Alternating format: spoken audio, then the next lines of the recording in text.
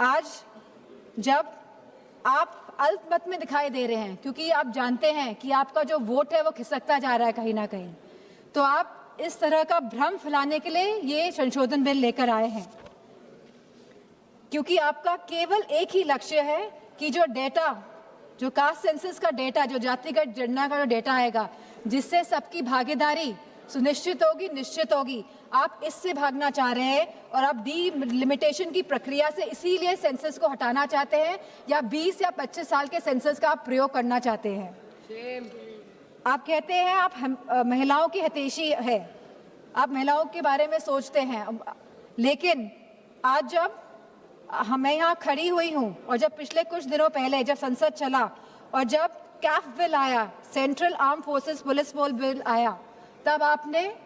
जो शहीद हुए, जिन्होंने हमारे देश के लिए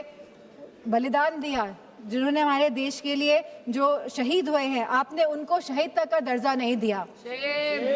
आपने उन शहीदों की महिलाओं के बारे में, उनके बच्चों के बारे में नहीं सोचा।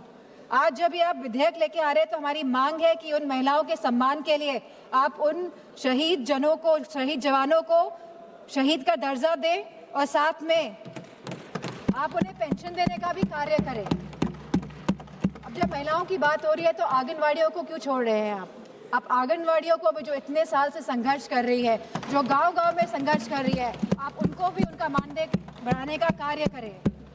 जहां आप वाकई में चाहते हैं अगर महिलाएं सशक्त बने तो आप उनकी शिक्षा में ध्यान दीजिए। अध्यक्ष महोदय, यूपी में तो गांव-गांव में स्कूल बंद किए जा रहे हैं, प्राइमरी स्कूल्स को बंद किया जा रहा है बिना कुछ सोचे, बिना कुछ समझे।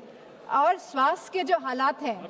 और जो पोषण की जो व्यवस्था है उत्तर प्रदेश में, मैं समझती हूँ पूरी तरह से उत्तर प्रदेश की व्यवस्था ध्वस्त है। और सुरक्षा और महिलाओं के सम्मान की तो बात क्या ही करी जाए।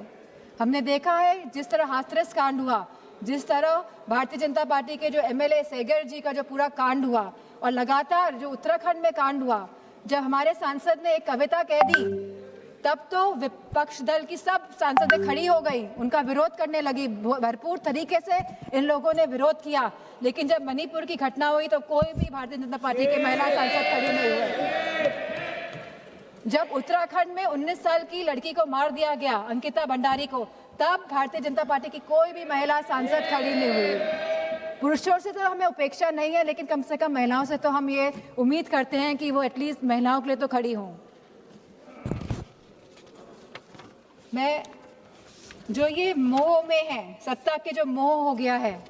भारतीय जनता पार्टी को, जो छोड़ना नहीं चाहते हैं और जिस तरह से डिलिमिटेशन लाना चाहते हैं, जिस तरह से जातिगत जनगणना नहीं कराना चाहते हैं, जिस तरह से ये लोग चाहते हैं कि सत्ता में बने रहे लेकिन गरीबों को, पिछड़ों को, दलितों को उनका हक, सम्मान, अधिकार नहीं दे, तो मैं कहना चाहती हूँ, क्योंकि कल प्राइम मिनिस्टर जी ने जिक्र किया था कि जब 2023 में ये बिल आया था सबने साथ दिया था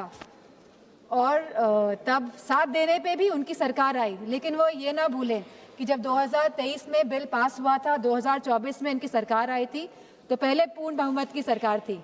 और अभी कौन सी सरकार है? अभी सहयोगियों के साथ इनकी सरकार बनी हुई है और अब दोबारा ये बिल लेके आ रहे हैं एक भ्रम फैलाने के लिए, एक इस तरह की